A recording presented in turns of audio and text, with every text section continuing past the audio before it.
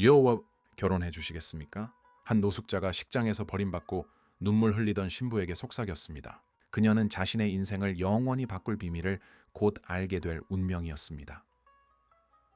준호 씨, 어디 있어? 지우는 절친 수진에게 속삭이며 웨딩드레스 매무새를 마지막 순간까지 가다듬었습니다. 그랜드 아모르 웨딩홀은 1시간 전에 시작했어야 할 예식을 기다리는 300명이 넘는 하객들로 가득 찼습니다. 긴장했나? 보지, 친구야? 남자들 결혼식 날 얼마나 떠는지 알잖아. 수지는 애써 태연한 척하며 50번째로 핸드폰을 확인했습니다. 신랑 박준회에게서는 아무런 연락이 없었습니다. 그는 마치 이 세상에서 증발해버린 것 같았습니다. 지우는 폭풍처럼 가슴속에서 커지는 불안감을 애써 억누르며 심호흡을 했습니다. 어릴 적부터 꿈꿔왔던 날이었고 2년의 약혼 기간 동안 모든 세부 사항을 계획했습니다. 드레스는 몇 달치 월급을 쏟아부은 것이었습니다. 꽃은 특별히 양재동 꽃시장에서 공수해왔고 오에이시스 홀에서의 피로연도 모든 준비가 끝난 상태였습니다. 수진아, 한 번만 더 전화해봐. 지우의 목소리가 가늘게 떨렸습니다. 신부 대기실 밖으로 하객들의 웅성거림이 점점 커지는 것이 들렸습니다. 이모들이 수군거리고 사촌들이 시계를 확인하는 소리. 굳게 닫힌 문 너머로도 호기심과 걱정이 뒤섞인 모든 시선이 느껴졌습니다. 그때 수십 년간 지우의 가족을 지켜봐 온 주례 선생님이 대기실로 들어왔습니다. 그의 표정은 지우가 한 번도 본 적 없는 연민과 당혹감이 뒤섞인 얼굴이었습니다. 지우의 속이 뒤틀리기 시작했습니다. 지우 양. 그가 부드럽게 지우의 어깨에 손을 얹었습니다. 우리, 얘기 좀 해야겠네. 그 사람 안 오는 거죠? 목소리는 부서질 듯 속삭임에 불과했지만 지우는 이미 답을 알고 있었습니다. 주례 선생님이 무겁게 한숨을 쉬었습니다. 몇 분 전에 준호 군에게서 전화가 왔네. 도저히 못하겠다고, 결혼할 준비가 안 된 것 같다고. 그 순간 지우의 세상이 무너져 내렸습니다. 극적인 붕괴가 아니라 건물이 속으로 무너지듯 조용하고 처참한 붕괴였습니다. 다리가 풀려 그녀는 의자에 겨우 몸을 기댔습니다. 거짓말일 거예요.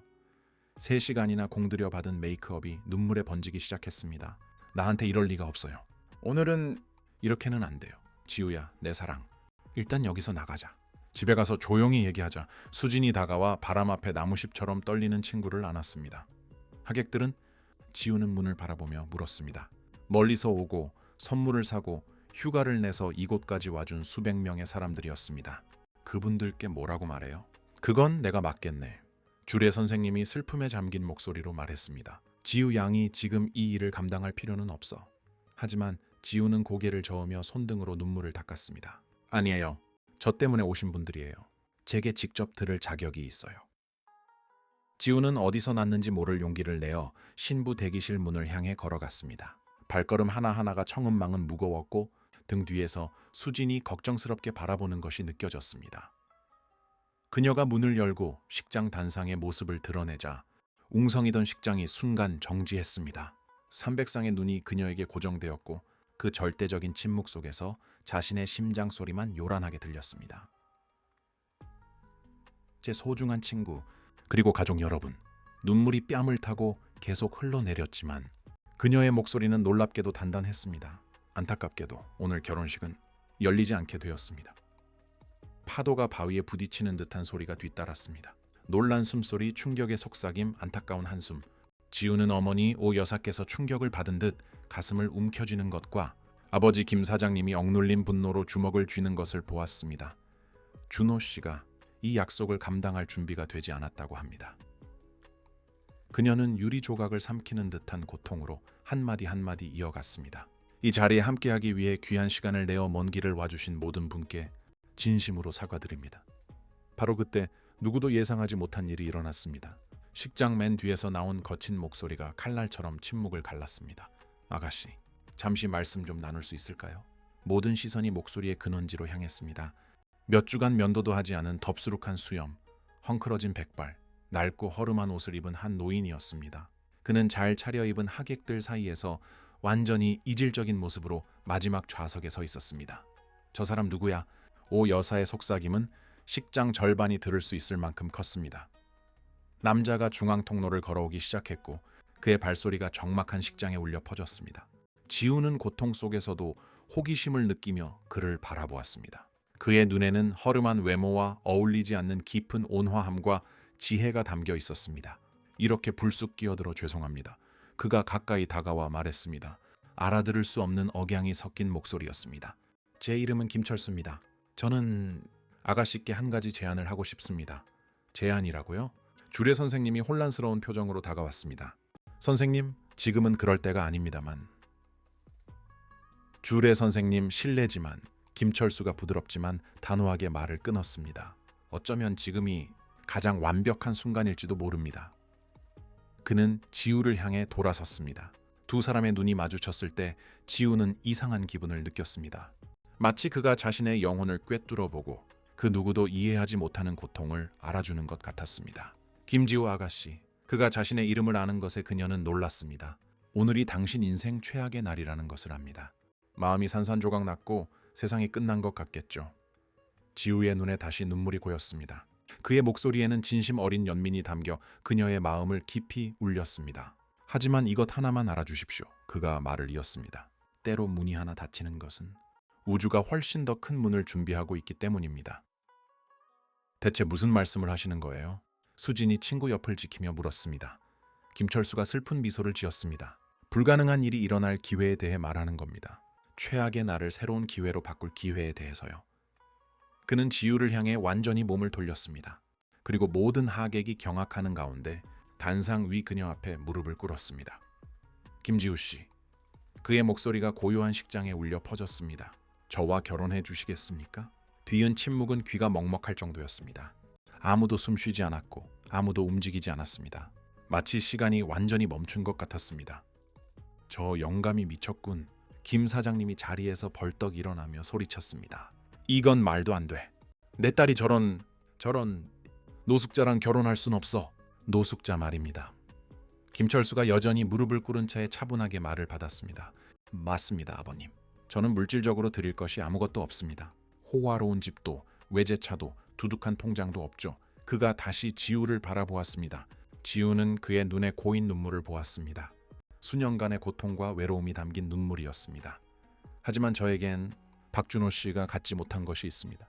그가 말을 이었습니다.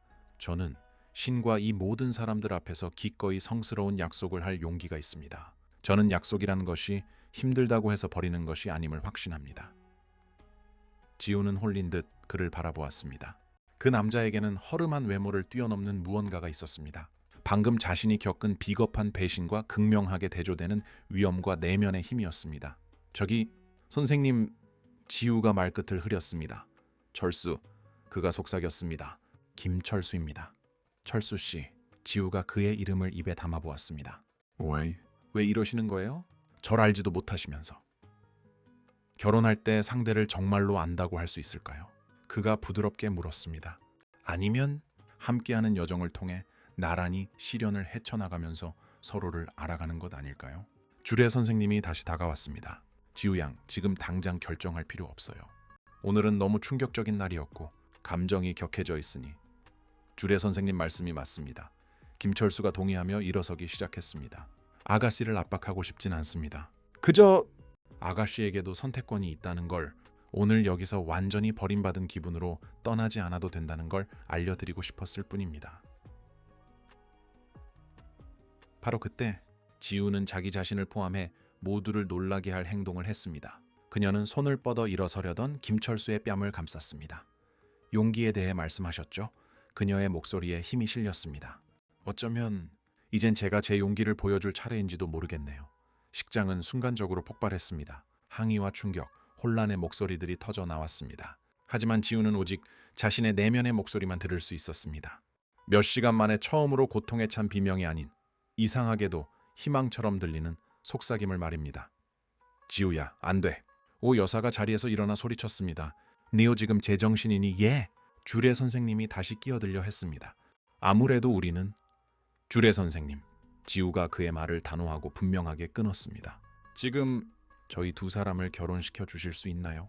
그 질문이 식장 안의 천둥처럼 울렸습니다. 김철수는 그녀의 마음에 깊은 울림을 주는 놀라움과 감사의 표정으로 그녀를 바라보았습니다. 아가씨, 그가 속삭였습니다. 진심입니까? 이 단상 앞에서 예라고 대답하는 순간 되돌릴 수 없습니다. 약속이니까요. 지우는 식장을 둘러보았습니다.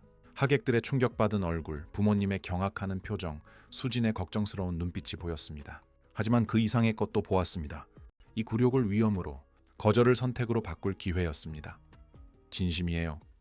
그녀는 스스로의 확고함에 놀라며 말했습니다. 어차피 모든 준비는 끝났잖아요. 하객들도 여기 계시고 식장도 꾸며져 있고 주례 선생님도 계시고요. 그녀는 여전히 무릎을 꿇은 채 마치 기적을 보듯 자신을 올려다보는 김철수를 향해 돌아섰습니다.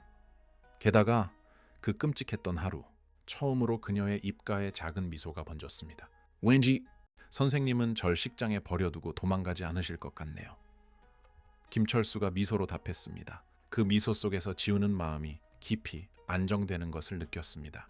정직함, 진실함, 그리고 앞으로 무슨 일이 닥치든 혼자 맞서지 않게 하겠다는 암묵적인 약속이 보였습니다. 절대로요. 그가 엄숙하게 약속했습니다. 식장에서든 인생에서든 절대로. 그렇게 혼돈과 혼란, 충격과 불신 속에서 그 식장에 있던 그 누구도 평생 잊지 못할 이야기가 시작되었습니다. 가끔은 가장 위대한 기적이 가장 예상치 못한 모습으로 찾아온다는 것을 증명할 이야기가 말입니다. 지우야, 제발. 너 미쳤니? 오 여사가 앞자리에서 소리쳤습니다. 그녀의 절박한 외침이 그랜드 아모르 웨딩홀에 울려 퍼졌습니다. 저 남자랑 결혼하겠다니 누군지도 모르잖아. 식장 안은 형언할 수 없는 혼란에 빠졌습니다. 친척들이 자리에서 일어났고 속삭임은 고성방가가 되었으며 몇몇 하객은 고개를 저으며 이미 출구로 향하고 있었습니다. 하지만 지우는 단상 위에 굳건히 서 있었습니다. 김철수와 손을 맞잡은 채 산산조각 났던 마음 위로 이상한 평온함이 내려앉는 것을 느꼈습니다. 엄마. 그녀의 목소리가 혼돈을 뚫고 나갔습니다. 저는 오늘 누군가를 몇 년 동안 안다는 것이 그 사람을 진정으로 아는 건 아니라는 걸 깨달았어요. 준호 씨가 그걸 증명했고요. 김 사장님이 분노로 붉어진 얼굴을 한 채 무거운 발걸음으로 단상에 다가왔습니다. 얘야, 넌 지금 충격받아서 그래. 제정신이 아니야. 일단 집에 가자. 집에 가서 조용히 얘기하면 내일은 이게 다 미친 짓이었다는 걸 알게 될 게다. 김철수가 지우의 손을 조심스럽게 놓고 한 걸음 앞으로 나섰습니다. 경로한 아버지와 그녀 사이에 서면서 말입니다. 아버님, 걱정하시는 마음 이해합니다. 어떤 아버지라도 딸이 이런 고통의 순간에 그런 중대한 결정을 내리는 걸 보면 절박해지시겠죠. 자네가 뭘 이해한다는 건가? 김 사장님이 폭발했습니다. 내 딸은 공부도 많이 했고 번듯한 회사에 다녀. 저런 불황자 같은 놈이랑 인생을 망치게 둘 순 없어. 불황자 말입니다. 김철수가 한치의 원망도 없이 차분하게 말을 받았습니다. 그렇게 부르셔도 됩니다. 저는 진실에 상처받지 않습니다. 뒤이은 침묵은 날카로웠습니다. 모두가 김철수가 변명하거나 항의하거나 상처받은 기색이라도 보일 거라 예상했습니다. 하지만 그는 그저 허름한 외모와는 격렬하게 대조되는 위험을 지닌 채 서 있을 뿐이었습니다. 김 사장님, 주례 선생님이 중재하려 다가왔습니다. 아무래도 저희가 따로... 아니요. 지우가 자신의 목소리에 이런 힘이 있는 줄 몰랐다는 듯 말을 끊었습니다. 뒤따로 얘기하지 않겠어요. 이 일을 할 거라면 여기 모든 분들 앞에서 하겠어요. 그녀는 하객들을 마주보기 위해 돌아섰습니다. 박준호가 자신을 버린 이후 처음으로 그녀는 상황을 통제하고 있다는 느낌을 받았습니다. 제가 왜 이러는지 궁금하시죠? 불과 몇 분 전에 제 남은 인생을 함께하기로 계획했던 남자가 제 얼굴을 보고 끝내자는 말조차 할 용기가 없다는 걸 알았기 때문입니다. 그녀의 목소리가 떨리기 시작했지만 그녀는 계속했습니다. 준호 씨는 절 5년 동안 알았어요. 제 가족, 제 꿈, 제 두려움을 알면서도 제 인생 최악의 순간에 절 버렸어요. 그녀는 묵묵히 옆에 서 있는 김철수를 가리켰습니다. 이분은 절 만난 지 5분밖에 안 됐어요. 하지만 300명 앞에서 무릎을 꿇고 제게 정직한 제안을 할 용기를 보여줬어요. 하지만 지우야, 수진이 눈물, 고인 눈으로 다가왔습니다. 분노나 절망감 때문에 결혼할 순 없어. 결혼은 신성한 거야. 내가 분노 때문에 그런다고 누가 그래? 지우가 가장 친한 친구의 눈을 똑바로 바라보며 물었습니다. 어쩌면 이건 믿음 때문일지도 몰라. 가끔 우주가 우릴 정확히 우리가 있어야 할 곳에 데려다 놓는다는 믿음 말이야. 웅성거림이 식장을 휩쓸었습니다. 어떤 하객은 못마땅한 듯 고개를 저었고 다른 이들은 수군거렸지만 점점 커지는 호기심으로 이 광경을 지켜보는 사람들도 있었습니다. 김철수가 지우를 향해 돌아섰습니다. 그의 눈은 그녀가 예상치 못한 깊이를 담고 있었습니다. 김지우 아가씨, 충동적으로 저와 결혼하는 것을 원치 않습니다. 당신이 지금 정확히 무슨 일을 하고 있는지 알았으면 합니다. 그럼 말씀해 주세요. 그녀가 팔짱을 끼며 말했습니다. 당신은 누군가요, 김철수 씨? 어디서 왔죠? 왜 하필 제 인생이 무너져 내리는 바로 그 순간에 이 예식장에 있었던 거죠? 그 질문이 식장에 울려 퍼졌고 모두가 대답을 기다리며 몸을 앞으로 기울였습니다. 김철수는 오랫동안 간직해온 비밀을 밝히려는 듯 심호흡을 했습니다. 저는 3년째 길거리에서 생활하고 있습니다.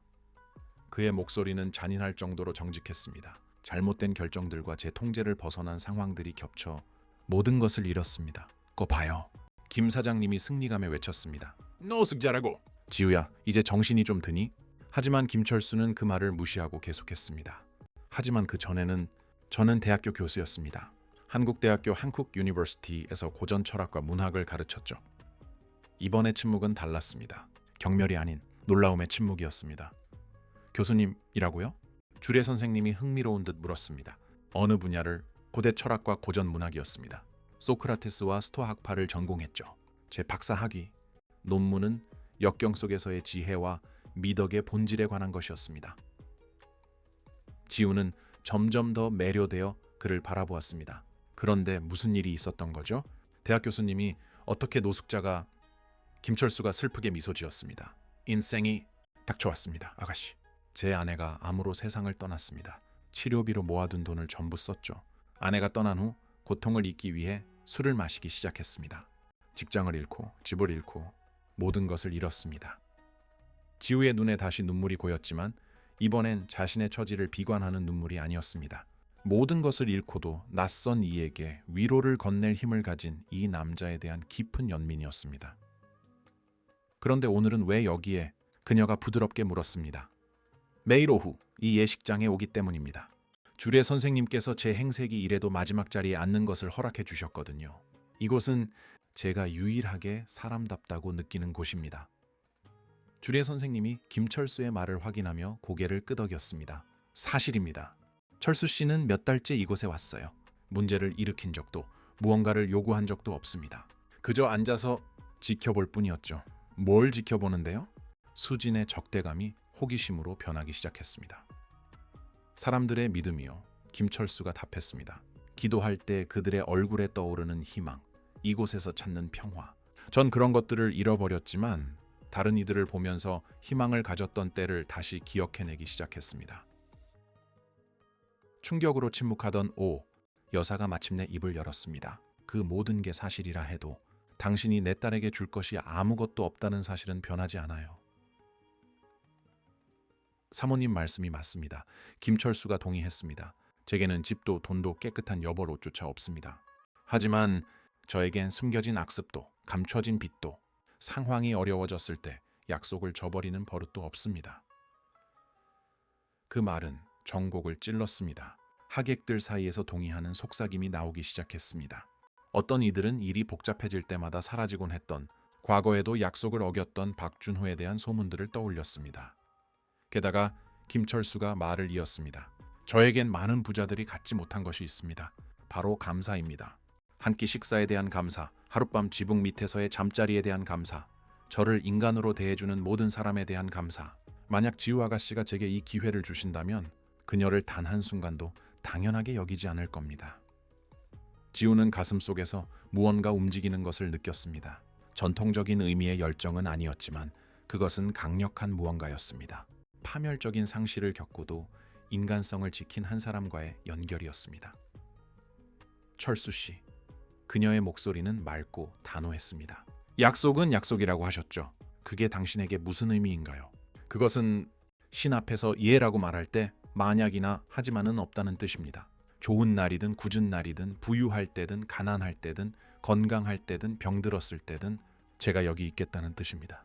문제는 함께 해결하는 것이지 도망치는 것이 아니라는 뜻입니다. 만약 제가 내일 마음이 바뀌면요? 그녀가 떠보듯 물었습니다. 자고 일어났더니 끔찍한 실수를 저질렀다는 걸 깨달으면 어떡하죠? 김철수가 미소 지었습니다. 그 미소에는 천년의 지혜가 담겨 있었습니다. 그럼 우린 어른답게 파트너로서 대화하겠죠. 하지만 우리의 결혼 생활이 끝났다는 걸 남을 통해 알게 하거나 한밤중에 도망치지는 않을 겁니다. 박준호를 향한 간접적인 비판은 명백했습니다. 지우는 비록 미묘한 방식일지라도 누군가가 자신을 변호해 준다는 것에 감사함을 느꼈습니다. 주례 선생님, 그녀가 성직자를 향해 돌아섰습니다. 저희를 결혼시켜 주실 수 있나요? 지우 양, 주례 선생님은 망설였습니다. 지금은 너무 감정적인 순간이에요. 조금 기다리는 게 얼마나 기다려야 하죠? 지우가 물었습니다. 일주일? 한 달? 1년? 제가 감정적인 결정을 내리는 게 아니라는 걸 확신할 때까지요? 그녀는 자신을 바라보는 식장 안의 모든 얼굴을 둘러보았습니다. 준호 씨는 확신을 갖는데 2년의 약혼 기간이 있었어요. 제 성격을 아는데 5년의 연애 기간이 있었고요. 그런데도 그는 도망쳤어요. 어쩌면 확신은 시간의 문제가 아니라 인격의 문제일지도 몰라요. 지우 말이 맞아요. 예상치 못한 목소리가 하객석에서 터져 나왔습니다. 지우의 초등학교 은사인 박 선생님이었습니다. 평생 많은 부부를 봐왔죠. 몇십 년을 알고 지내다 결혼 첫 해에 이혼한 사람들도 있고 만난 지 몇 달 만에 결혼해서 50년을 해로한 사람들도 있어요. 하지만 박 선생님, 김 사장님이 항의했습니다. 이건 다르죠.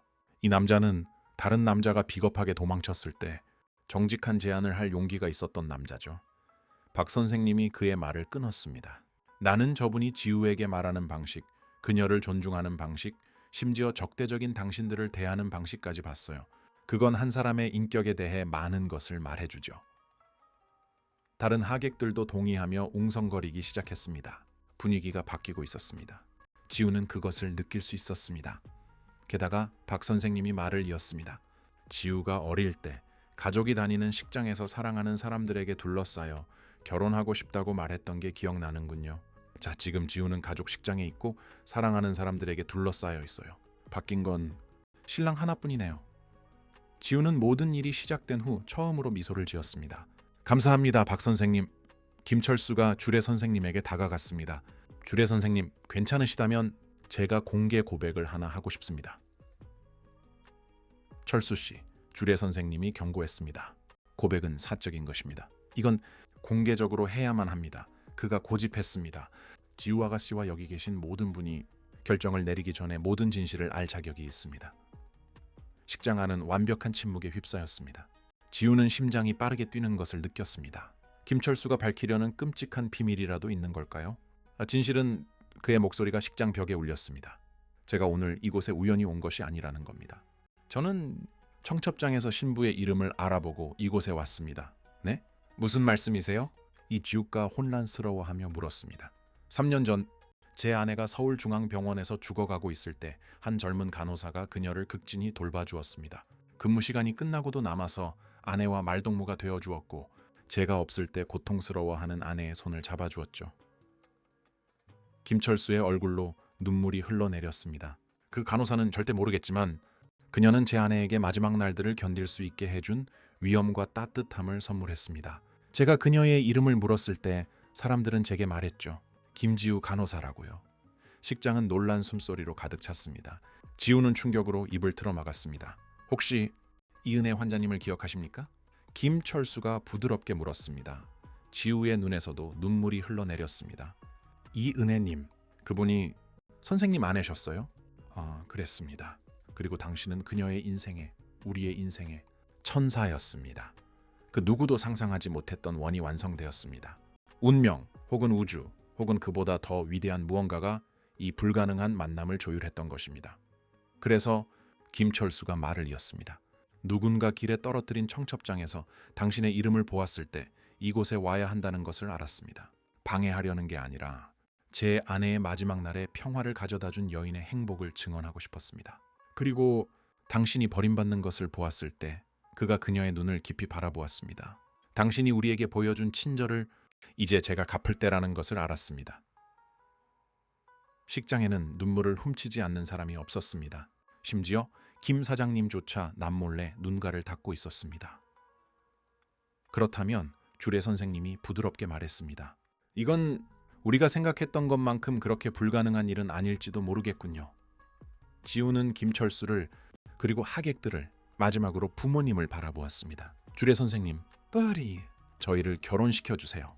그렇게 그랜드 아모르 웨딩홀에서 그녀가 사랑하는 사람들에게 둘러싸여 자신을 오랫동안 지켜봐 온 주례 선생님의 축복 아래 김지우는 그녀 인생에 가장 뜻밖이고 가장 의미 있는 결혼식을 올릴 준비를 했습니다. 예식을 진행하기에 앞서 이제는 완전히 고요해진 식장에 주례 선생님의 목소리가 울렸습니다. 몇 가지 의무적인 질문을 해야 합니다. 김철수 군, 결혼할 자격이 있습니까? 법적인 장애 사유는 없습니까? 자격 있습니다, 주례 선생님. 김철수가 엄숙하게 답했습니다. 제 아내 은혜는 3년 전에 세상을 떠났고 그 이후로 저는 누구와도 관계를 맺지 않았습니다. 지우는 그의 목소리에 담긴 고통에 가슴이 아팠습니다.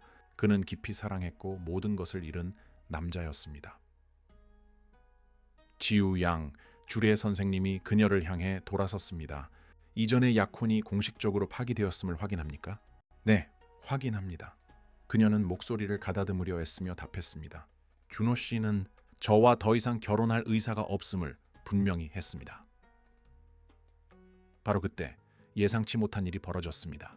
식장 문이 쾅 소리와 함께 거칠게 열리더니 엉망이 된 턱시도와 헝클어진 머리를 한 박준호가 뛰어들어왔습니다. 지우야, 잠깐만. 그가 숨을 헐떡이며 외쳤습니다. 내가 다 설명할게. 식장은 즉각적인 혼란에 휩싸였습니다. 하객들이 의자에서 돌아보았고 몇몇은 일어섰으며 다른 이들은 이 극적인 반전에 입을 다물지 못했습니다. 준호 씨, 지우가 믿을 수 없다는 듯 그를 쳐다봤습니다. 당신 지금 여기서 뭐 하는 거예요? 하그는 중앙 통로를 달려오다가 지우 옆에 선 김철수가 그녀의 손을 잡고 있는 것을 보고 급격히 멈춰 섰습니다. 이 남자는 누군데? 왜 당신이랑 손을 잡고 있는 거야? 이분은 김철수 씨예요. 지우는 자신의 목소리가 놀랍도록 차분한 것에 스스로 놀랐습니다. 제 미래의 남편이죠. 미래의 남편? 준호가 믿을 수 없다는 듯 소리쳤습니다. 지우야, 너 미쳤어? 생판 모르는 남자랑 결혼을 해? 난 사과하러 왔어. 내가 왜 그랬는지 설명하려고. 이제 와서 설명하시겠다? 김 사장님이 자리에서 일어섰습니다. 분노가 다시 치밀어 올랐습니다. 300명 하객 앞에서 내 딸을 망신시킨 후에 아베오님, 제발요. 준호가 다가가려 했지만 수진이 그 앞을 가로막았습니다. 아니, 준호 씨, 수진이 분노로 불타는 눈으로 말했습니다. 당신 기회는 끝났어. 확신하는데 5년이 있었고 결정하는데 2년의 약혼 기간이 있었어. 지금 와서 아무 일 없던 척할 순 없어. 준호가 절박하게 지우를 바라봤습니다. 자기야, 나 그냥 겁이 났어. 책임감이 무서웠다고. 하지만 다시 생각해봤어. 내가 끔찍한 실수를 했다는 걸 깨달았어. 겁이 났다고? 지우가 되물었습니다. 준호가 한 번도 들어본 적 없는 싸늘한 목소리였습니다. 겁이 나서 날 식장에 버리고 도망쳤어? 그래 놓고 이제 와서 내가 널 기다리고 있을 줄 알았어? 내가 잘못했어, 알아. 준호의 얼굴에 눈물이 흐르기 시작했습니다. 하지만 우리 대화할 수 있잖아. 해결할 수 있어. 저 남자랑 결혼할 순 없잖아. 김철수가 한 걸음 앞으로 나오며 차분하게 끼어들었습니다. 문장 마저 끝내시죠. 준호는 그의 허름한 옷과 초라한 행사액을 위아래로 훑어보았습니다. 저런 노숙자랑. 지우야, 너 정말 제정신이 아니구나. 말 조심하시죠. 김철수가 말했습니다. 목소리는 여전히 평온했지만 준호를 뒷걸음치게 만드는 단호함이 실려 있었습니다. 특히 신성한 장소에서는 말입니다. 준호 씨, 지우가 그에게 다가갔습니다. 5년 만에 처음으로 준호는 그녀의 눈에서 단 한 번도 본 적 없는 것을 보았습니다. 완전한 경멸이었습니다. 당신과 이분 철수 씨의 차이점이 뭔지 알아?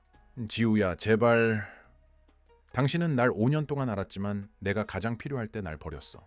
이분은 날 2시간 전에 만났지만 모두가 날 의심할 때 내 곁에 있어줄 용기가 있었어. 그 말들은 준호의 뺨을 때리는 것처럼 아팠습니다.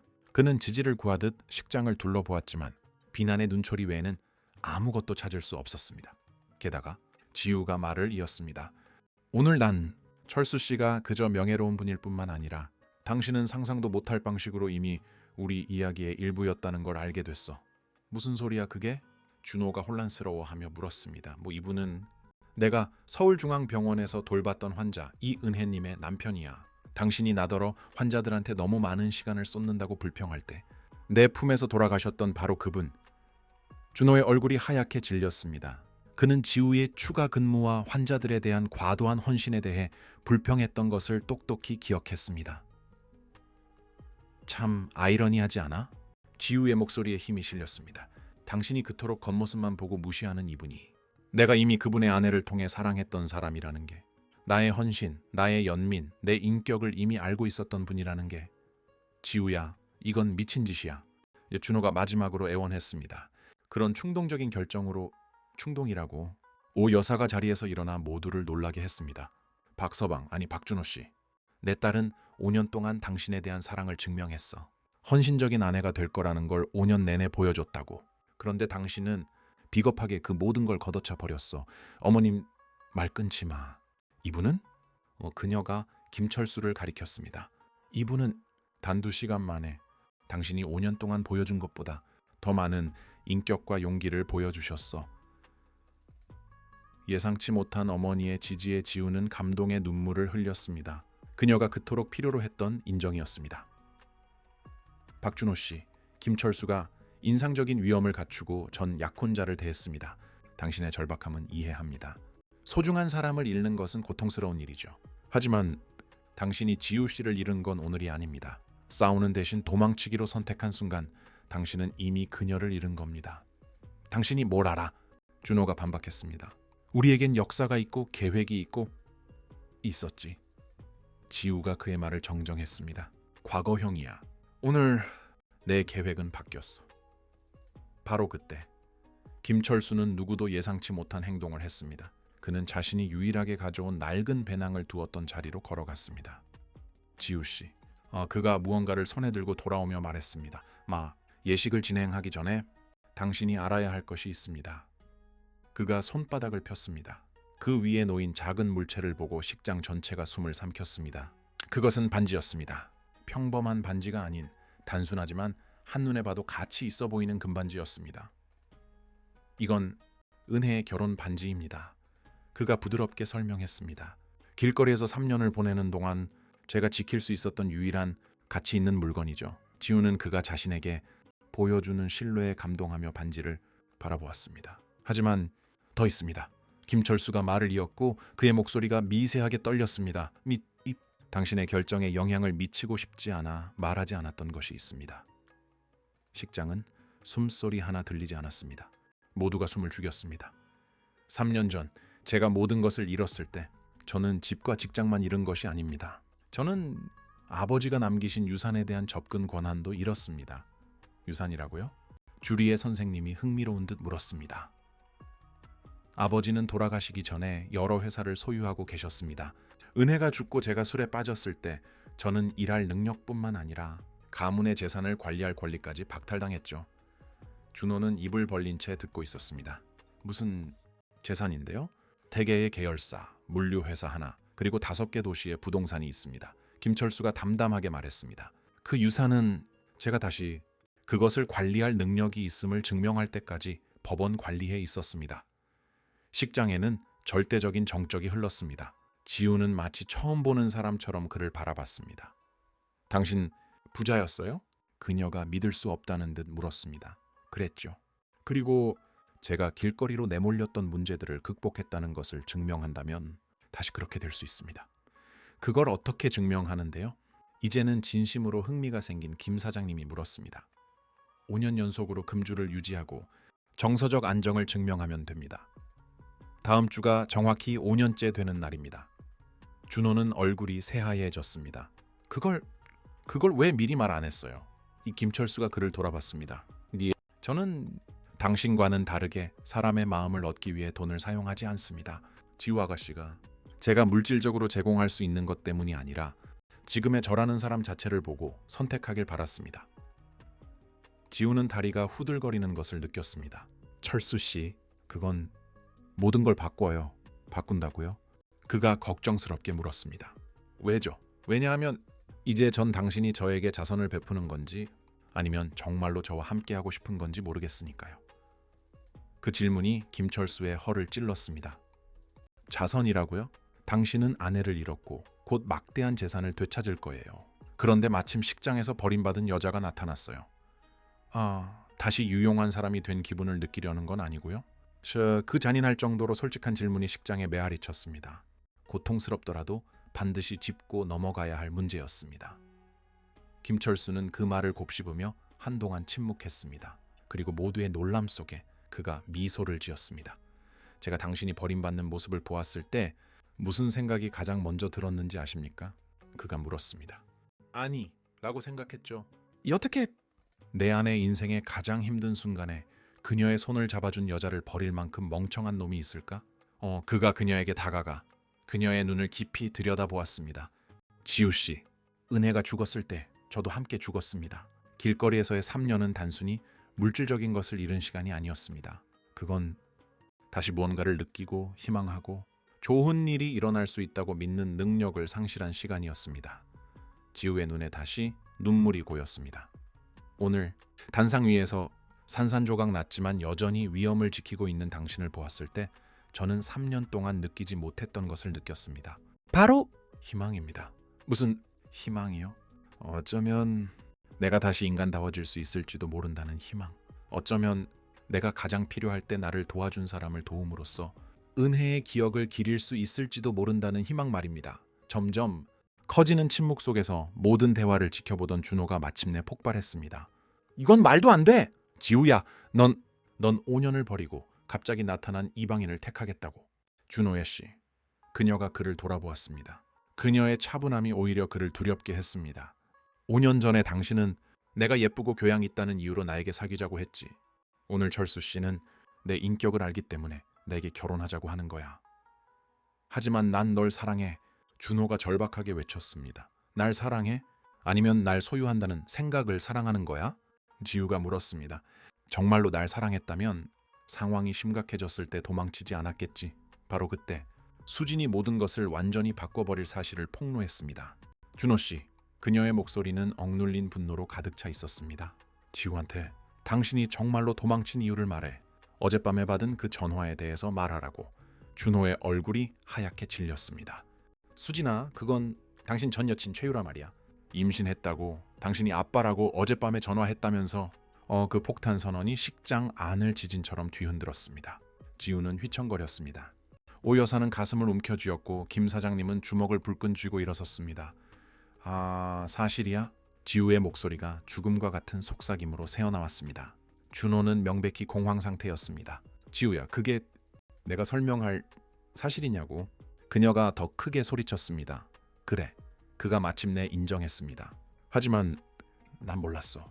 어젯밤에 전화해서 임신 3개월이라고, 그래서 우리 결혼식에서 도망치는 게 해결책이 될 거라고 믿었어? 지우가 믿을 수 없다는 듯 물었습니다. 난 패닉에 빠졌어. 뭘 어째야 할지 몰랐다고.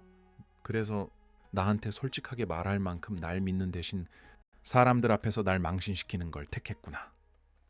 김철수는 조용히 그 장면을 지켜보다가 지우가 분노와 고통으로 떨고 있는 것을 보고 그녀의 어깨에 보호하듯 손을 얹었습니다. 지우야, 준호가 다시 한번 다가가려 했습니다. 우리 유전자 검사도 할 수 있고 해결할 수 있잖아. 아니, 그녀가 그의 말을 끊었습니다. 우린 아무것도 해결하지 않아. 당신은 어제 나한테 진실을 말할 만큼 날 믿는 대신 도망치기로 선택했어. 당신이 선택한 거야. 하지만 지우, 아니, 그녀가 더 확고하게 반복했습니다. 끝났어, 준호 씨. 완전히 끝났어. 그녀는 깊은 슬픔의 표정으로 모든 드라마를 지켜본 주례 선생님을 향해 돌아섰습니다. 주례 선생님, 예식 계속할 수 있을까요? 지우 양, 그가 부드럽게 말했습니다. 이 모든 일이 있었는데도 확신합니까? 이 지우는 자신의 곁에서 끈기 있게 기다려주는 김철수를 바라보았습니다. 압박하지도 요구하지도 않고 그저 이 혼돈 속에서 굳건한 존재감을 제공하는 그를. 네, 그녀가 말했습니다. 오늘 처음으로 무언가를 절대적으로 확신해요. 준호가 마지막으로 절박하게 매달렸습니다. 지우야, 너 평생 이 결정 후회하게 될 거야. 대답한 것은 김철수였습니다. 그의 차분한 목소리에는 준호를 물러서게 만드는 권위가 실려 있었습니다. 박준호 씨, 틀렸습니다. 지우 씨가 평생 후회할 일이 있다면 그건 가장 중요한 순간에 자신에게 솔직하지 못했던 사람과 5년을 낭비했다는 사실이겠죠. 그리고 이제 지우가 김철수의 손을 잡으며 말했습니다. 저는 첫 순간부터 저에게 솔직할 용기가 있었던 남자와 결혼할 겁니다. 주례 선생님이 엄숙하게 고개를 끄덕였습니다. 그럼 이 결합을 신께서 축복하시길 박준호 씨, 퇴장해 주십시오. 이곳은 성스러운 예식이 진행 중입니다. 준호는 마지막으로 지우를 바라보았습니다. 그녀의 눈에 담긴 결의를 보았고 마침내 자신이 알았던 가장 놀라운 여자를 영원히 잃었음을 깨달았습니다.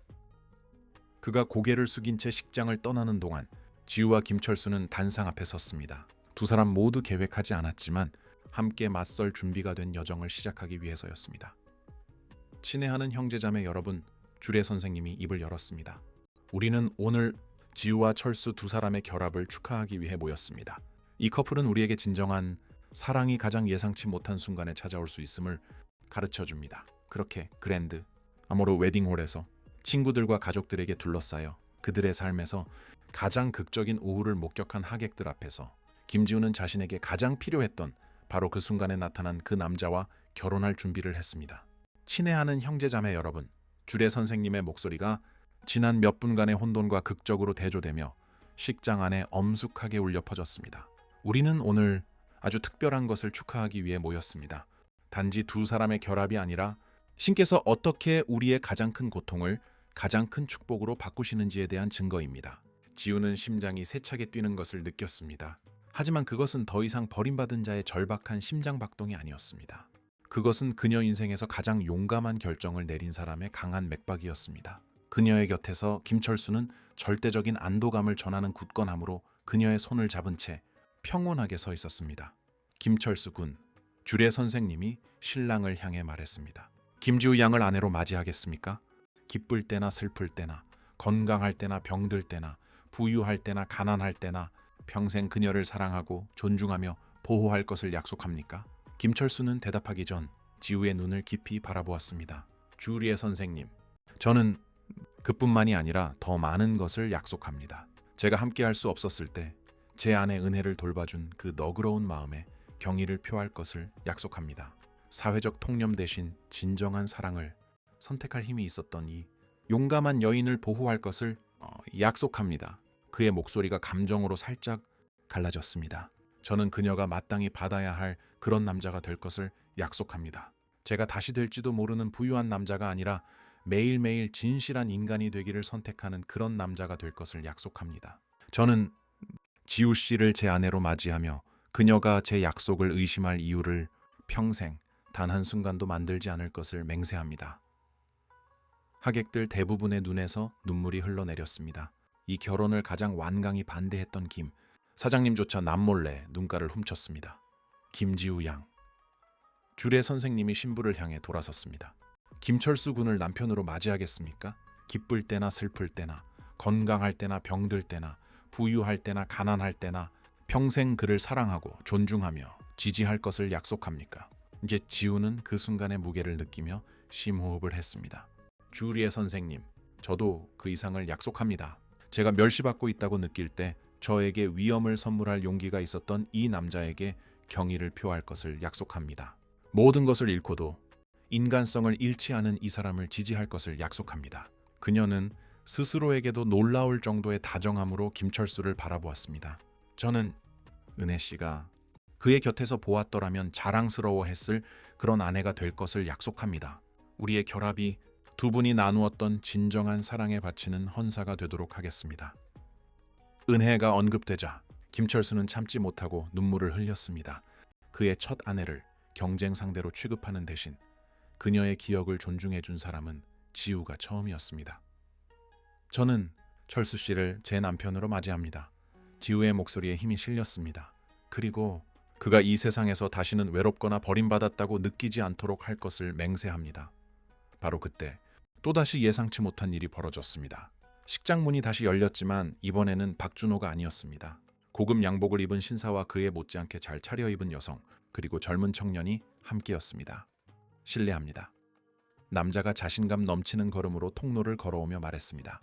이 순간을 도저히 놓칠 수가 없었습니다. 김철수가 돌아보았고 그의 얼굴이 완전히 변했습니다. 민수 형, 그래 동생아, 남자가 감격에 찬 미소로 답했습니다.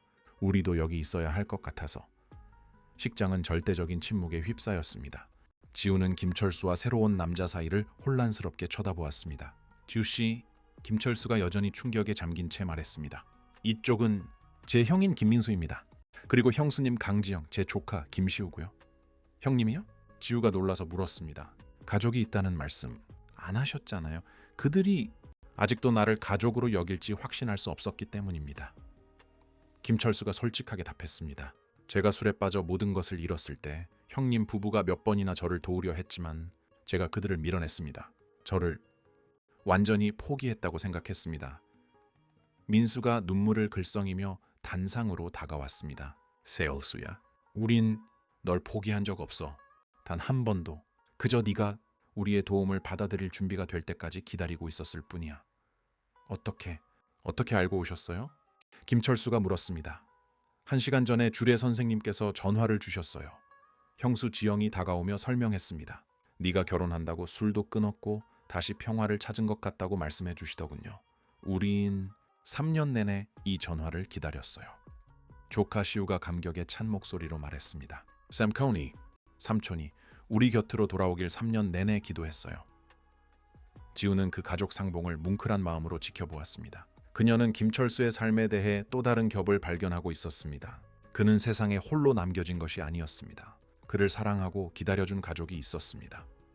형님. 김철수가 형을 껴안으며 말했습니다. 조, 무슨 말을 해야 할지 아무 말도 하지 마. 그냥 우리 곁으로 돌아오기만 하면 됐어. 그리고 보아하니 그가 지우를 다정하게 바라보았습니다. 아주 특별한 분을 데리고 왔구나. 지우 씨, 김철수가 정식으로 소개했습니다. 제 모든 과거를 알고도 저와 결혼을 승낙해준 이 놀라운 여성입니다. 지영이 지우에게 다가가 따뜻하게 안아주었습니다. 고마워요. 그녀가 속삭였습니다. 우리 철수 씨를 우리에게 돌려주어서 정말 고마워요. 아니에요. 전 아무것도. 지우가 혼란스러워하며 답했습니다. 아니, 했어요. 민수가 말했습니다. 땡스니, 철수에게 자신도 행복해질 자격이 있다는 걸 다시 믿게 해주었어요. 미소를 지으며 모든 광경을 지켜보던 주례 선생님이 끼어들었습니다. 정말 아름다운 재회군요. 하지만 신뢰가 안 된다면 저희는 맞춰야 할 예식이 있어서요. 물론입니다. 계속하십시오. 민수가 가족들을 이끌고 맨 앞줄에 앉으며 말했습니다. 대여 이상 방해하지 않겠습니다. 16살쯤 되어 보이는 시우가 김철수에게 다가갔습니다. 샘큰, 제가 삼촌 증인이 되어도 돼요? 너무 갑작스러운 건 알지만. 김철수는 깊은 감동을 받으며 조카를 바라보았습니다. 시우야, 그보다 더 큰 영광은 없을 거다. 그럼 제가 신부님 증인이 되어도 될까요? 지영이 지우에게 물었습니다. 물론 가족분들이 계시지만. 물론이죠. 지우가 그 친절함에 감동하여 답했습니다. 정말 멋질 거예요. 단상주의로 가족들이 다시 자리를 잡자 주례 선생님은 예식을 계속했습니다. 이제 두 사람은 반지를 교환하며 서로에 대한 약속을 증명하겠습니다. 김철수가 주머니에서 아까 보여주었던 단순한 금반지, 은혜의 반지를 꺼냈습니다. 주씨, 이 반지는 제 첫사랑의 기억을 담고 있습니다. 하지만 오늘 이 반지는 제 두 번째 기적의 상징이 됩니다. 지우가 손을 내밀었습니다. 그가 그녀의 손가락에 반지를 끼워줄 때 그녀는 내면에서 무언가 완성되는 것을 느꼈습니다. 그것은 단순한 반지가 아니었습니다. 그것은 한 남자의 과거와 미래가 담긴 온전한 역사를, 그 여정을 받아들이는 증표였습니다. 철수 씨, 그녀가 박준호를 위해 준비했던 반지를 부케에서 꺼냈습니다. 이 반지는 원래 편의를 위해 맺어질 약속을 상징해야 했습니다. 하지만 오늘 이 반지는 의식적이고 용감한 선택에 기반한 약속을 봉인합니다. 그녀가 그의 손가락에 반지를 끼워주자 김철수는 감격에 젖어 눈을 감았습니다. 그것은 그가 몇 년 만에 받아보는 첫 번째 약속의 상징이었습니다. 교회와 국가로부터 부여받은 권한으로 주례 선생님이 엄숙하게 선언했습니다. 이제 두 사람이 부부가 되었음을 선포합니다. 신랑 김철수 군, 신부에게 키스하십시오. 뒤이은 키스는 지우가 경험했던 그 어떤 것과도 달랐습니다. 젊은 로맨스에 불타는 열정이 아니라 그보다 더 깊은 무언가였습니다. 서로에게서 구원을 찾은 두 영혼의 약속이었습니다. 식장은 박수 소리로 폭발했습니다. 오 여사는 기쁨의 눈물을 흘렸고 김 사장님은 자랑스럽게 미소 지었습니다. 수지는 환호성을 질렀고 김철수의 가족은 마치 그가 죽음에서 돌아온 것처럼 축하했습니다. 여러분께 소개합니다. 주례 선생님이 하객들에게 외쳤습니다. 김철수 김주 부부입니다. 바로 그때 민수가 누구도 예상치 못한 행동을 했습니다. 그가 단상으로 다가와 마이크를 요청했습니다. 친애하는 하객 여러분, 그가 하객들을 향해 말했습니다. 오늘 참 기이한 오후였다는 것을 압니다. 하지만 여러분이 제 동생에 대해 아셔야 할 것이 있습니다.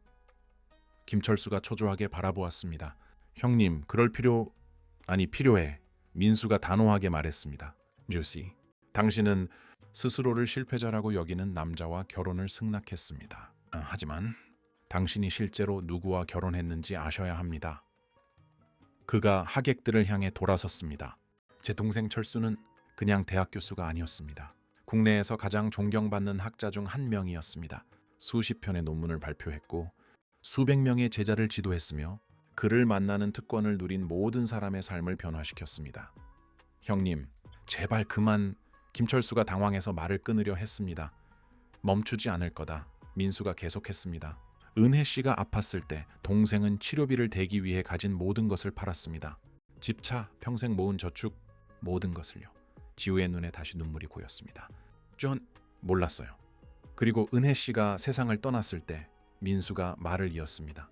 동생이 술을 마시기 시작한 건 나약해서가 아닙니다.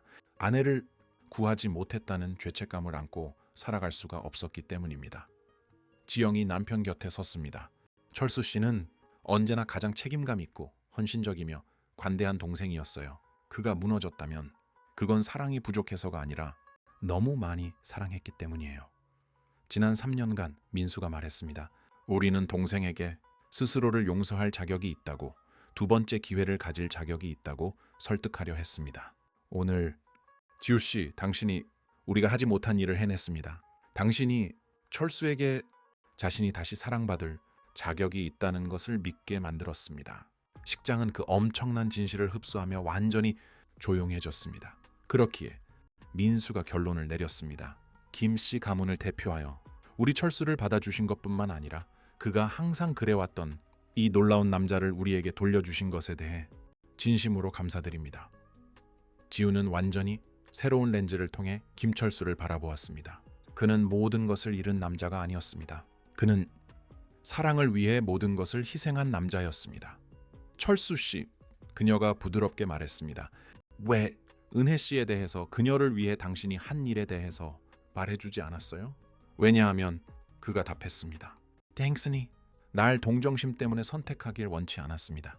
어제의 내가 누구였는지가 아니라 오늘의 내가 누구인지를 보고 선택하길 바랐습니다. 그리고 난 선택했어요. 그녀가 그에게 다시 키스하며 말했습니다. 난 다시 시작할 힘을 가진 용감한 남자를 선택했어요. 사회적 통념보다 내 마음을 더 걱정해준 진실한 남자를 선택했어요.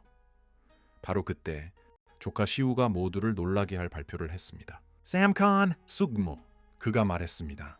두 분을 위한 서프라이즈가 있어요. 시우야, 김철수가 경고했습니다. 오늘 서프라이즈는 이미 충분한 것 같은데, 이건 좋은 거예요. 소년이 장담했습니다. 아빠 말해도 되죠? 민수가 미소 지었습니다. 세얼수야, 네가 없는 동안 우린 법원과 함께 내 자산을 관리했다. 모든 사업이 그냥 유지된 게 아니라 엄청나게 성장했어. 그게 무슨 뜻이에요? 지우가 물었습니다. 그 말은 지영이 설명했습니다. 철수 씨가 다음 주에 유산을 되찾을 뿐만 아니라 원래보다 3배나 더 큰 자산을 회복하게 된다는 뜻이에요. 뒤이은 침묵은 귀가 먹먹할 정도였습니다. 김철수는 그 정보를 처리할 수 없다는 듯 가족을 바라보았습니다. 내가 형님네를 그렇게 밀어냈는데도 날 위해 이런 일을, 우린 가족이잖아. 민수가 간단하게 말했습니다. 가족은 가족을 버리지 않아. 지우는 식장을 둘러보았습니다.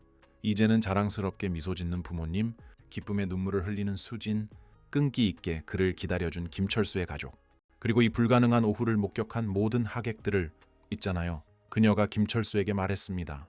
오늘 준호 씨가 날 버렸을 때 내 인생은 끝났다고 생각했어요. 그런데 지금은? 그가 물었습니다. 이제야 내 인생이 막 시작되고 있다는 걸 깨달았어요. 아버지 같은 미소로 모든 것을 지켜보던 주례 선생님이 마지막 선언을 했습니다. 친애하는 형제자매 여러분, 우리는 오늘 보기 드문 것을 목격했습니다. 신은 굽은 선으로도 곧게 쓰신다는 증거를, 명백한 비극이 축복의 위장일 수 있다는 것을, 그리고 진정한 사랑이 가장 불가능한 순간에도 싹 틀 수 있다는 것을 말입니다. 그가 부부를 바라보았습니다. 철수 군과 지우 양. 두 사람의 결합이 다시 시작하기에 너무 늦은 때란 없으며 용서하기에 불가능한 일이란 없고 용기의 힘을 결코 과소평가해서는 안 된다는 것을 우리 모두에게 끊임없이 상기시켜 주기를 바랍니다. 새로 부부가 된 두 사람이 손을 맞잡고 통로를 걸어 내려가는 동안 지우는 이 순간에 무언가 마법 같은 것이 있음을 깨달았습니다. 그것은 단지 충격적인 오후의 끝이 아니었습니다. 그것은 때로 인생 최고의 것들은 가장 예상치 못한 순간에 가장 상상치 못한 사람을 통해 온다는 것을 증명할 긴 여정의 시작이었습니다. 그렇게 그랜드 아모르 웨딩홀에서 그 지역 사회가 목격했던 가장 황당하고 가장 감동적인 결혼식이 막을 내렸습니다. 그곳에 참석했던 하객들뿐만 아니라 앞으로 올 세대들에게도 진정한 사랑은 언제나 길을 찾는다는 증거로 기억될 결혼식이었습니다. 그 변화의 오후가 지난 지 3개월이 흘렀습니다. 지우의 삶은 그녀가 상상할 수 없었던 방식으로 변해 있었습니다. 그녀가 꽃을 가꿀 수 있도록 철수가 특별히 정원이 있는 집으로 고른 우아하면서도 아늑한 새 집의 테라스에 앉아 그녀는 남편이 마당에서 조카 시우와 노는 것을 지켜보았습니다. 숙모, 시우가 테라스를 향해 달려오며 외쳤습니다. 삼촌이 그리스 철학에 대해 뭘 가르쳐 줬는지 보세요. 지우는 아직은 어색한 그 호칭에 미소 지었습니다. 이번엔 또 뭔데 시우야? 소크라테스가 진정한 지혜는 우리가 아무것도 모른다는 걸 인정하는 데서 온다고 했대요. 마치 삼촌이랑 숙모가 처음 만났을 때처럼요. 아무도 서로에 대해 몰랐지만 그걸 솔직하게 인정했잖아요. 김철수가 다가와 이마에 땀을 닦았습니다. 시우가 내가 대학에 있을 때보다 더 나은 철학자가 되어가고 있어요. 대학에 있을 때가 아니죠. 지우가 부드럽게 정정했습니다. 다시 교수가 되셨잖아요. 기억 안 나요? 사실이었습니다. 김철수가 술을 끊고 결혼했다는 소식이 학계에 퍼지자 한국대학교는 주저없이 그에게 복직을 권유했습니다. 그의 추락을 안타깝게 지켜봤던 동료들은 그의 복귀를 기적처럼 축하했습니다. 말이 나와서 말인데 철수가 테라스 그네에 지우 옆에 앉았습니다. 병원에서 온 제안은 결정했어요. 서울중앙병원은 지우에게 호스피스 케어 코디네이터 직책을 제안했습니다. 그녀가 은혜 씨와 수십 명의 다른 환자들을 얼마나 헌신적으로 돌봤는지 알게 된 후 특별히 그녀를 위해 만들어진 자리였습니다. 생각 중이에요. 그녀가 그의 어깨에 머리를 기대며 답했습니다. 정말 멋진 기회지만 동시에 엄청난 책임감이 따르는 일이기도 하니까요. 당신은 그 일을 위해 태어났어요. 철수가 확신에 차 말했습니다. 나는 당신이 은혜가 누군지도 모르면서 돌봐주던 모습을 봤어요. 당신이 얼마나 더 많은 가족을 도울 수 있을지 상상이 가요. 시우가 그들 앞 잔디밭에 앉았습니다. 숙모, 뭐 하나 말해도 돼요? 물론이지 얘야. 두 분 결혼하고 나서 아빠가 그랬어요. 숙모가 우리 가족을 구했다고. 숙모가 삼촌을 우리 곁으로 다시 데려왔다고요. 지우는 눈시울이 붉어지는 것을 느꼈습니다. 시우야, 난 아무도 구하지 않았어. 네, 삼촌은 언제나 특별한 분이셨어. 그저 그걸 다시 기억할 필요가 있었을 뿐이야. 하지만 숙모가 삼촌이 기억하도록 도왔잖아요. 소년이 고집했습니다. 그리고 이제 우리 가족은 다시 완전해졌어요. 철수가 지우의 손을 잡고 손가락을 깍지 꼈습니다. 있잖아요, 여보. 보여주고 싶은 게 있어요. 그는 일어서서 집 안으로 사라졌다가 공식 서류 봉투를 들고 다시 나타났습니다. 오늘 도착했어요. 유산 상속 최종 서류예요. 지우는 서류를 받아들고 여전히 어지러운 액수의 숫자들을 훑어보았습니다. 철수 씨, 이건 정말 비현실적이네요. 수백억이잖아요. 그래서 우리의 책임이죠. 그가 정정했습니다. 그리고 당신에게 할 제안이 있어요. 무슨 제안이요? 철수가 3개월 전 식장 단상에서 그랬던 것처럼 그녀 앞에 무릎을 꿇었습니다. 하지만 이번에는 장난스러운 미소를 띤 채였습니다. 김지우 씨, 나와 함께 재단을 설립해 주시겠습니까? 나와 같은 고통을 겪는 사람들을 위한 재단이요. 모든 것을 잃은 중독자들, 질병으로 무너진 가족들, 두 번째 기회가 필요한 사람들 말입니다. 지우의 눈이 빛났습니다. 완벽했습니다. 그것은 그녀가 철수에게 기대했던 바로 그 모습이었습니다. 자신의 고통을 사명으로, 자신의 경험을 다른 이들을 위한 희망으로 바꾸는 것. 어떻게 운영할 건데요? 재활센터, 중증 환자 가족 지원, 취약계층 자녀들을 위한 장학금.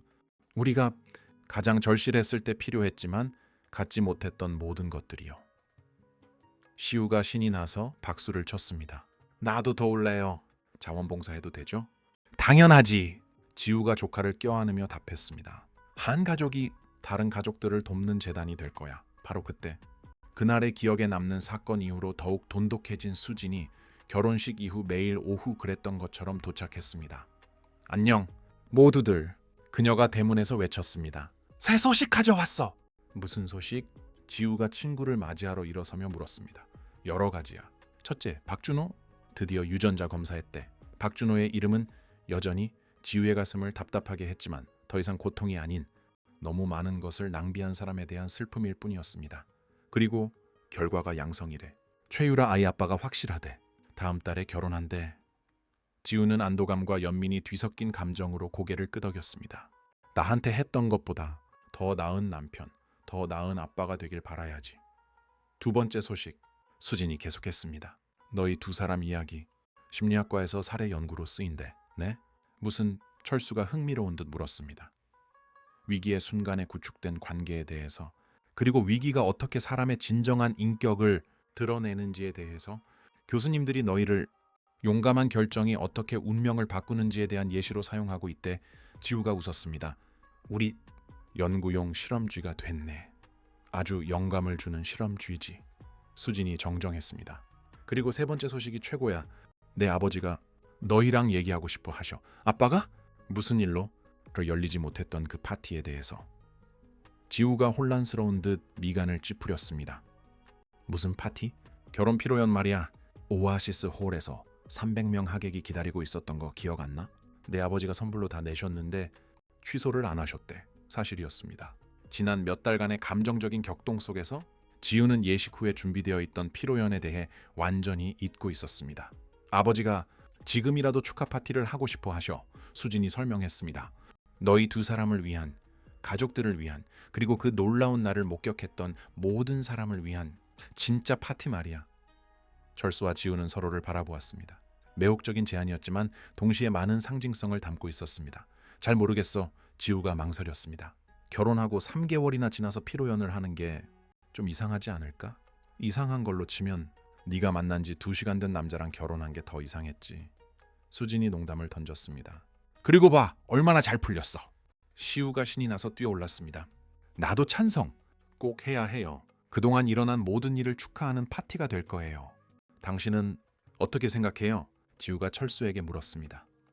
비극으로 시작했던 일을 완전한 축하로 바꿀 수 있는 방법인 것 같아요. 게다가 그가 짓궂게 웃었습니다. 우리 재단을 공식적으로 발표하기에 완벽한 기회가 될 것 같고요. 아이디어는 빠르게 구체화되었습니다. 그것은 단순히 뒤늦은 피로연이 아니라 변화와 두 번째 기회, 그리고 인생에 얼마나 예상치 못한 순간의 놀라움을 선사하는지에 대한 축하연이 될 것이었습니다. 좋아요. 지우가 결정했습니다. 그 파티 해요. 단 조건이 있어요. 조건?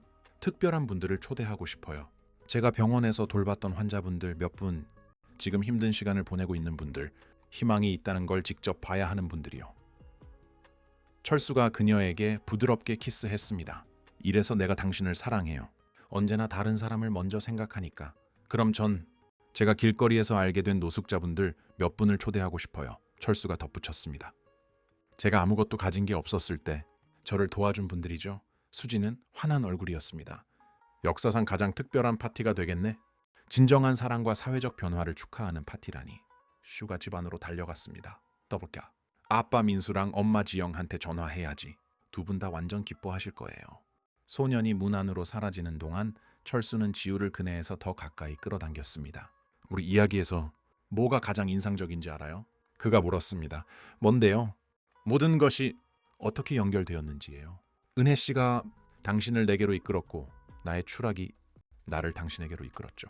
당신의 관대함이 날 다시 삶으로 데려왔고요. 마치 모든 비극이 더 위대한 무언가를 향한 디딤돌이었던 것처럼요. 지우는 그 말을 곰곰이 생각했습니다. 아까 소크라테스에 대해 말했던 거 기억나요? 우리가 무지하다는 걸 인정하는 거요. 기억하죠. 어쩌면 진정한 지혜란 우리가 아무것도 통제할 수 없다는 걸 인정하는 것일지도 몰라요. 하지만 그 모든 일에 어떻게 반응할지는 선택할 수 있다는 걸 아는 거죠. 결혼 철학이라. 철수가 웃었습니다. 우리 새로운 학파를 하나 만들어도 되겠네요. 충동 결혼 스토아 학파 같은 거. 아니죠. 용감한 사랑 학파. 그가 그녀의 이마에 키스하며 정정했습니다. 수진이 만족스러운 미소로 두 사람을 바라봤습니다. 너희 지금 수많은 사람에게 영감을 주고 있다는 거 알지? 무슨 뜻이야? 너희 이야기가 퍼진 이후로 몇몇 사람들이 나한테 연락해 왔어. 더 이상 겉모습만 보고 남을 판단하지 않게 되었다고. 박 선생님은 동네에서 마주치는 노숙자분들에게 말을 걸기 시작했대. 내 아버지는 회사 직원들을 완전히 다르게 대하고 계시고. 정말 해주는 감동했습니다. 정말이야. 너희 두 사람이 우리 동네 전체를 바꿔놨어. 용기가 신중함보다 더 중요할 수 있다는 걸, 통장 장어보다 인격이 더 가치 있다는 걸 보여줬다고. 시우가 집에서 다시 달려 나왔습니다. 삼촌, 숙모, 방금 아빠랑 통화했어요. 아빠가 재단 일 돕고 싶대요. 엄마도 자원봉사하고 싶대요. 가족이 더 큰 목적을 위해 하나로 뭉치고 있었습니다. 그것은 바로 은혜 씨가 바랐을 법한 일이었습니다. 철수가 단지 회복한 것뿐만 아니라 자신의 경험을 다른 이들을 돕는 데 사용하는 것을 보는 것. 시우야, 지우가 소년을 불렀습니다. 나 좀 도와줄 수 있니? 물론이죠. 은혜 씨에게 편지를 쓰고 싶어. 우리 가족에 대해서, 재단에 대해서, 그리고 그녀의 사랑이 여전히 어떻게 삶을 변화시키고 있는지에 대해서 말이야. 소년은 감격했습니다. 저도 같이 쓰게 해줄 수 있어요? 영광일 거야. 철수가 지우의 손을 더 굳게 잡았습니다. 은혜는 너희 두 사람을 자랑스러워할 거야. 자신을 돌봐준 간호사와 그녀의 기억을 기리고 있는 그 소녀를 말이야. 전 그분의 기억만 기리는 게 아니에요. 지우가 부드럽게 말했습니다. 두 분의 사랑을 기리는 거예요. 그 마지막 날들에 그녀가 제게 보여준 신뢰에 제가 합당한 사람이 되려고 노력하는 거예요. 황금빛과 분홍빛으로 하늘을 물들이며 해가 지기 시작했습니다. 미래에 대한 성찰과 계획을 세우기에 완벽한 저녁이었습니다. 있잖아. 수진이 명상적인 침묵을 깨며 말했습니다. 나한테 약속 하나 해줘. 뭔데? 나중에 너희 아이들 낳으면 꼭 이 이야기를 들려줘. 진정한 사랑은 가장 불가능한 순간에 나타날 수 있다고 가르쳐 주란 말이야. 지우가 살짝 얼굴을 붉혔습니다. 애들 얘기하긴 아직 좀 일러, 수진아. 그런가? 철수가 장난스러운 미소를 지으며 물었습니다. 나는 정원이 있는 이 집이 더 큰 가족이 살기에 완벽할 거라고 생각하고 있었는데 철수 씨, 그냥 여기에 나눌 사랑이 아주 많다고 말하는 것뿐이에요. 시우가 신이 나서 박수를 쳤습니다. 나도 삼촌이 될래요. 철수 삼촌이 나한테 해준 것처럼. 아이들에 대한 대화는 아직 일렀지만 이 기적 같고 멋진 가족이 더 확장된다는 생각은 지우의 마음을 따뜻하게 했습니다. 재단부터 그녀가 외교적으로 말했습니다. 그 다음은 나중에 생각해요. 파티부터. 수진이 정정했습니다. 파티, 그 다음 재단, 그 다음 아기들. 수진아, 난 그냥 축하 행사 순서를 정리하는 것뿐이야. 모두가 웃음을 터뜨렸습니다. 지우는 이것이 바로 자신이 평생토록 찾아 헤매던 느낌임을 깨달았습니다. 단순한 행복이 아닌 충만함이었습니다. 정확히 있어야 할 곳에 정확히 올바른 사람들과 함께 정확히 의미 있는 일을 하고 있다는 느낌이었습니다. 그때 철수의 전화벨이 울려 순간을 깼습니다. 민수 형이었습니다. 여보세요, 형님.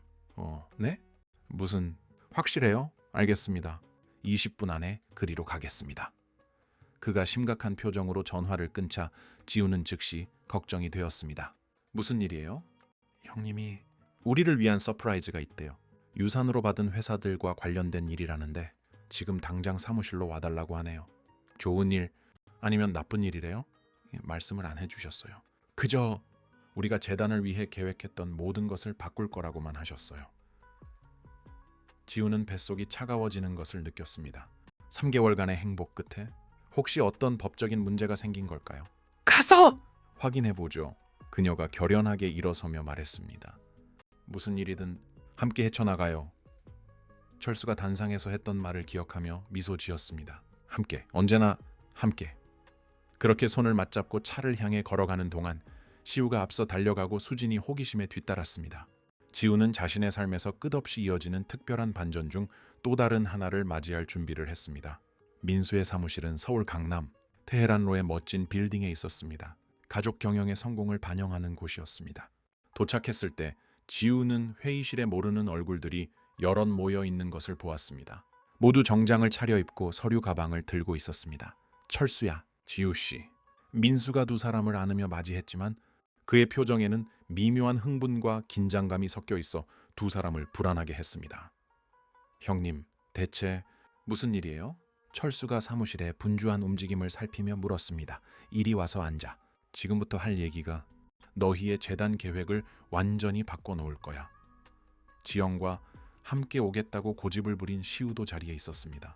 그리고 낯선 세 사람이 더 있었습니다. 검은 정장을 입은 노신사, 임원처럼 보이는 중년 여성, 그리고 변호사로 보이는 젊은 남자였습니다. 철수, 지우씨, 민수가 입을 열었습니다. 소개할게. 이쪽은 윤태진 전무님, 그리고 새희망재단의 한선아 이사장님, 우리 그룹의 강 변호사님이야. 정중한 인사가 오갔지만 지우는 공기 중에 감도는 이상한 에너지를 느꼈습니다. 무언가 중요한 일이 곧 밝혀질 것 같았습니다. 김철수 회장님, 윤태진 전무가 그를 직접 불렀습니다. 지난 3년간 회장님께서 부재 중이신 동안 가족분들은 회장님의 사업을 훌륭하게 관리하셨을 뿐만 아니라 정말 놀라운 일을 해내셨습니다. 놀라운 일이요? 지우가 철수의 손을 잡으며 물었습니다. 회장님의 회사들을 사회적 책임 네트워크로 탈바꿈시켰습니다. 한선아 이사장이 설명했습니다. 아버님께 물려받으신 각 계열사들은 현재 사회복귀 프로그램, 약물 중독 지원센터, 그리고 위기가정 긴급 지원 기금을 운영하고 있습니다. 철수가 충격받은 얼굴로 형을 바라보았습니다. 형님, 저와 상의도 없이 널 생각하면서 한 일이야. 지영이 부드럽게 답했습니다. 우린 내 마음을 알잖아, 철수씨. 네가 돌아오면 그 재산을 다른 사람들을 돕는 데 쓰고 싶어 할 거라는 걸 알았어. 그래서 우리가 과정을 좀 앞당겼지. 강 변호사가 두꺼운 서류철을 열었습니다. 회장님의 회사들은 지난 3년간 가치가 3배 상승했을 뿐만 아니라 기업의 사회적 책임 분야에서 전국적인 롤모델이 되었습니다. 하지만 가장 중요한 것은 윤 전무가 말을 이었습니다. 우리가 회장님의 회사들과 여러 자선단체 간의 파트너십을 구축했다는 겁니다. 이 네트워크는 이미 5천 가구 이상을 도왔습니다. 지우는 눈물이 흐르는 것을 느꼈습니다. 5천 가구라니, 그리고 이건 시작에 불과합니다. 한 이사장이 노트북을 열며 말했습니다. 이미 구축된 이 구조에 두 분이 만들려는 재단이 더해진다면 향후 5년 안에 이 숫자를 5만 가구로 늘릴 수 있습니다. 밝혀지는 사실의 규모는 압도적이었습니다. 철수는 자신이 길을 잃고 외롭고 목적 없이 헤맨다고 생각했던 3년 동안 그의 가족은 그의 이름으로 연대의 제국을 건설하고 있었습니다. 왜 이런 일을 하셨어요? 철수가 벅찬 감정으로 물었습니다. 민수가 일어나 동생의 어깨에 손을 얹었습니다. 네가 우리에게 가르쳐줬잖아. 목적 없는 부는 공허한 거라고. 아버지가 돌아가시고 회사를 남기셨을 때 넌 항상 돈이란 그저 쌓아두는 게 아니라 무언가를 짓는 데 쓰여야 한다고 말했지. 그리고 네가 은혜 씨를 잃고 무너졌을 때 지영이 말을 받았습니다. 우리는 네가 없더라도 네 가치를 지키기로 결심했어. 네가 할 수만 있었다면 네가 이루었을 그 유산을 우리가 대신 이뤄가기로 한 거야. 조용히 있던 시우가 삼촌에게 다가갔습니다. 삼촌은 3년을 잃은 게 아니에요. 삼촌은 3년 동안 씨앗을 심은 거예요. 이제 거둘 시간이에요. 소년의 지혜에 모두가 감동했습니다. 어른들은 아무도 생각하지 못했던 관점이었습니다. 시우 말이 맞아요. 지우가 철수의 손을 잡으며 말했습니다. 당신의 길거리에서의 여정, 당신의 고통, 회복하기 위한 당신의 싸움, 그 모든 것이 형님네가 해온 이 일의 진정성을 부여하는 거예요. 사람들이 당신의 이야기를 알게 되면 이 프로젝트를 더욱 신뢰하게 될 거예요. 윤 전무가 고개를 끄덕였습니다. 네, 정확합니다. 부유한 기업가가 가난한 이들을 돕는 건 피상적인 자선으로 보일 수 있습니다. 하지만 모든 것을 잃고 길거리에서 생활하다가 같은 처지의 다른 이들을 도우며 회복한 사람, 그것은 진짜 변화입니다. 강 변호사가 법적인 측면을 설명하기 시작했습니다. 김철수 회장님, 법적으로 회장님은 이미 국내 최대 규모의 사회복지 네트워크 중 하나의 총수이십니다. 회장님의 회사들은 사회 프로그램을 위해서만 2천억 원이 넘는 기금을 조성했습니다. 네, 2천억이요? 아유가 믿을 수 없다는 듯 되물었습니다. 그리고 계속 성장 중입니다. 한 이사장이 확인했습니다. 두 분이 만들고자 하는 공식 재단과 함께라면 우리는 이 과정을 더욱 체계화하고 각 필요에 맞는 구체적인 프로그램들을 만들 수 있습니다. 철수는 일어나 창가로 걸어가 발 아래 도시를 내려다보았습니다. 지우는 그가 자신과 세상 속 자신의 위치에 대한 인식을 완전히 바꾸는 정보들을 소화하고 있음을 알 수 있었습니다. 철수 씨, 그녀가 다가갔습니다. 무슨 생각해요? 나는 그가 천천히 말했습니다. 어쩌면 은혜가 처음부터 이 모든 것을 계획했는지도 모르겠다는 생각을 하고 있었어요. 무슨 뜻이에요? 은혜는 내가 그저 교수로만 있기에는 마음이 너무 크다고 항상 말했어요. 내가 가진 위치를 이용해서 세상을 더 넓게 변화시켜야 한다고 했죠. 그가 슬프게 미소 지었습니다. 어쩌면 그녀가 우리의 이 일시적인 이별을 내가 도움이 필요하다는 것이 진정으로 무엇을 의미하는지 깨달을 수 있도록 설계했는지도 모르겠어요. 민수가 두 사람에게 다가왔습니다. 철수야, 너한테 마지막으로 알려줄 게 하나 더 있어. 아직도 더 남았어요? 우리가 공식적으로 만들려는 그 재단 이미 이름과 부지가 정해졌어. 지영이 더 많은 서류를 가져왔습니다. 우리가 강동구에 1만 평짜리 부지를 매입했어. 완벽한 복합 단지가 될 거야. 재활센터, 환자 자녀들을 위한 어린이집, 기술학교, 의료센터, 그리고 임시 거주 시설까지. 이름은 뭐예요? 지우가 물었습니다. 시우가 짓궂게 웃었습니다.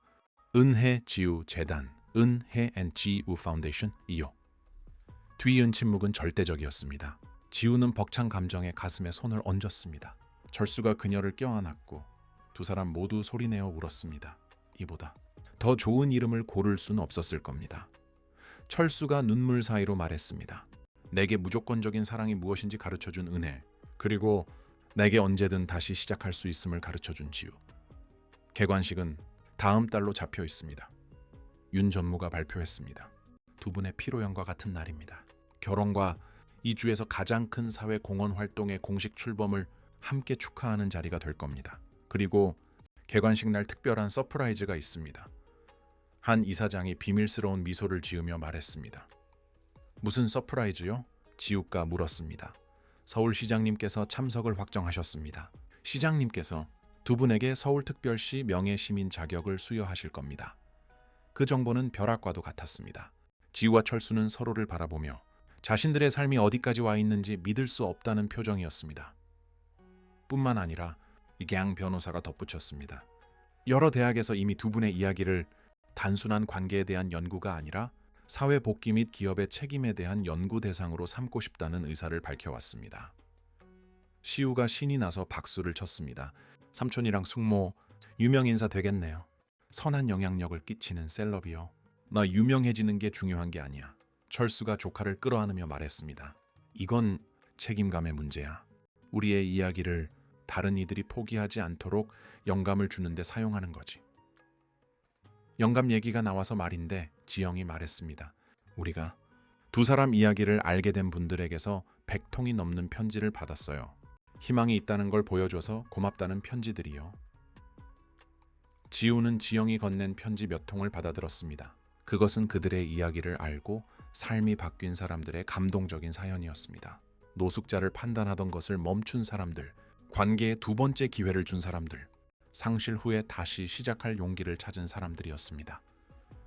이것 좀 보세요. 그녀가 한 편지를 소리내어 읽었습니다. 부산에 사는 마리아라는 분이네요.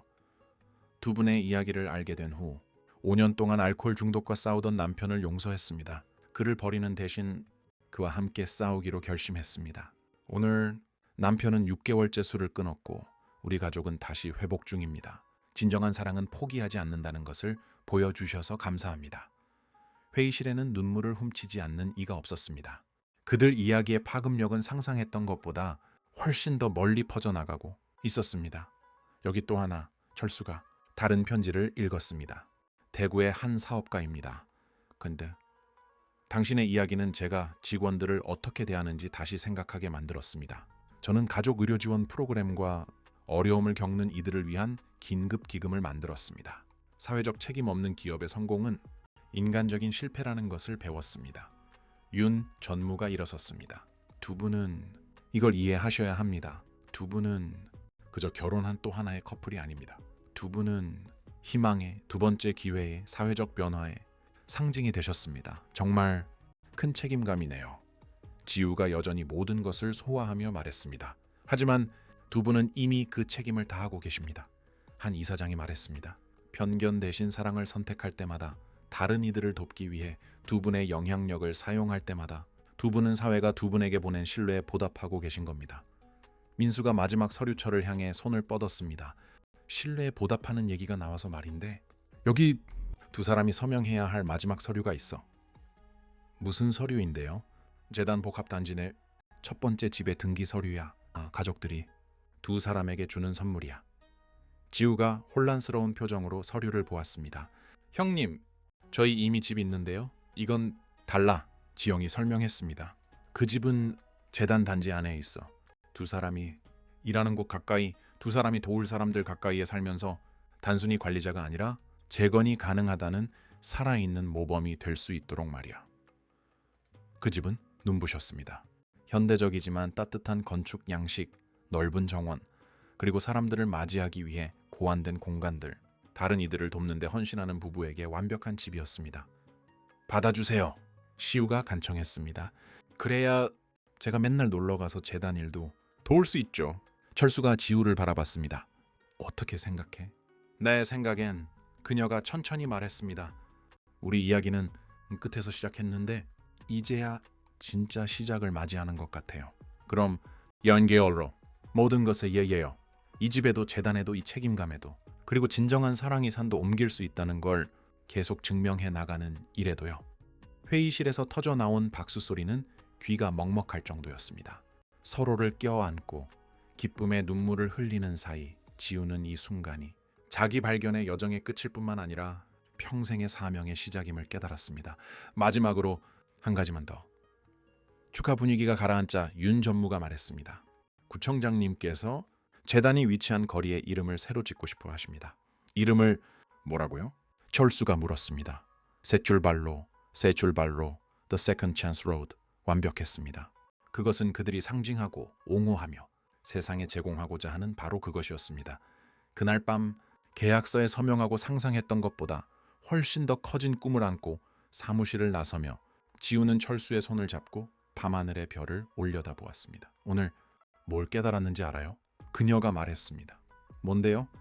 땡스니, 그날 단상에서 나와 결혼하겠다고 예라고 말했을 때 당신은 그저 아내를 받아들인 게 아니었어요. 당신은 운명을 받아들인 거였어요. 무슨 운명? 세상 사람들에게 다시 시작하기에 너무 늦은 때란 없으며 용서하기에 불가능한 일이란 없고, 진정한 사랑은 단지 두 사람이 아니라 사회 전체를 변화시킬 수 있다는 것을 보여줄 운명 말이에요. 철수가 별빛 아래서 그녀에게 키스했습니다. 두 사람 모두 가장 믿을 수 없는 끝에서 시작된 그들의 이야기가 이제 막 아주 특별한 무언가의 시작점에 서 있음을 알았습니다. 그랜드 아모르 웨딩홀에서 주례 선생님은 일요일 주례사를 준비하고 있었습니다. 주제는 현대의 기적과 두 번째 기회였습니다. 그는 어떤 예를 들어야 할지 정확히 알고 있었습니다. 용기를 선택한 버림받은 신부와 왕자임이 밝혀진 노숙자의 이야기 말입니다. 그리고 서울 시내 수천 명의 사람들, 지우와 철수의 이야기를 들어본 사람들은 그날 밤 조금 더 많은 희망을 품고 잠자리에 들었습니다. 자신들의 불가능해 보이는 끝이 사실은 일어나기를 기다리고 있는 특별한 시작일지도 모른다는 조금 더 많은 믿음을 안고서 말입니다.